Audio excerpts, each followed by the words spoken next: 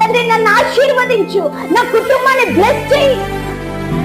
నేను నీకు ఉపయోగపడే పాత్రగా, ఉప్పు వేసిన కొత్త పాత్రగా వాడుకోనాయన. నన్ను కట్టబడిన గాడిదనే, ఓ ఎవరికి పనికి రానిటువంటి ఈ గాడిదను వాడుకున్న దేవా, నన్ను కూడా నువ్వు వాడుకోనాయన.